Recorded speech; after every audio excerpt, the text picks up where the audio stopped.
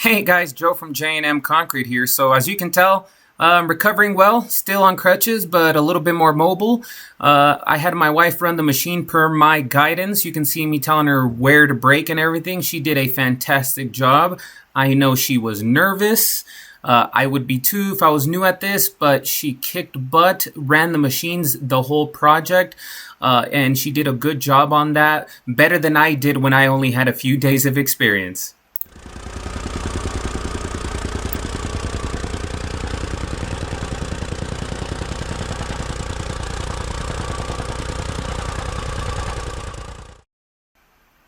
All right, guys, we ended up hitting this with the jumping jack just like every single job. The soil was slightly wet, which is good. It made for great compaction. Since this used to be a deck and we've had some rainy days, it really helped.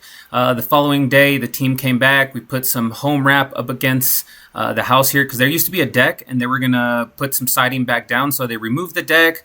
We were doing our concrete lower than the deck was, but we needed some home wrap. So when they put the siding in, make sure moisture stays out of the certain spots.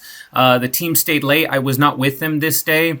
We got this drain pipe connecting both these drains here to go under the concrete and out the side over here. We wanted to make sure water was going the right direction since the patio is going out towards the yard, but the entire yard is sloping towards the patio. We had to redirect the water through the pipe and off to the side, but everyone did a good job with that, doing their part.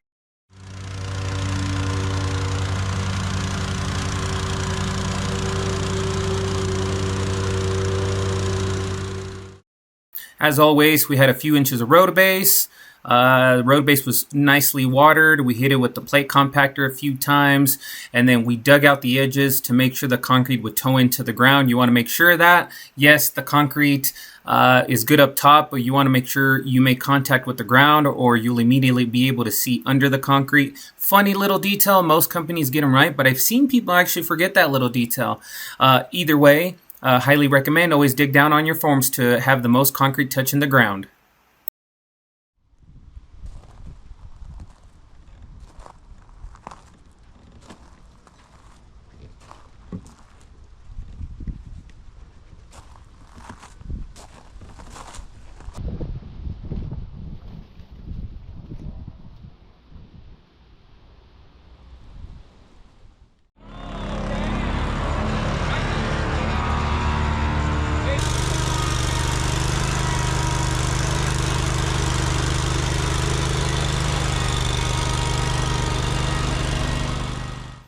I know she was super nervous during the pour, but per my guidance here, telling her when to turn and how to do it, my wife ran the power buggy.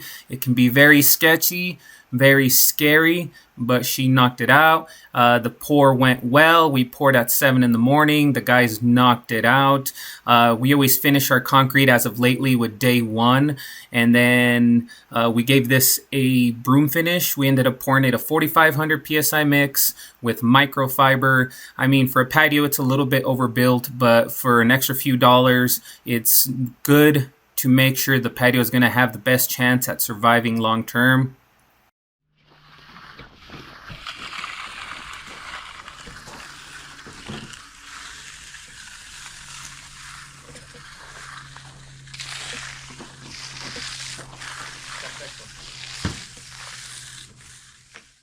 All right, guys, one last note. When you get concrete done, run your sprinkler system. Those stakes can hit lines. If you leave them leaking, it'll hurt your concrete. We had some leaks here. Customer is going to bring in a sprinkler guy to cap them. At least where the stakes are usually near the edge, so they're easy to reach. But don't forget to run your sprinkler system after you get concrete done. Thanks, guys. See you next week. Bye-bye.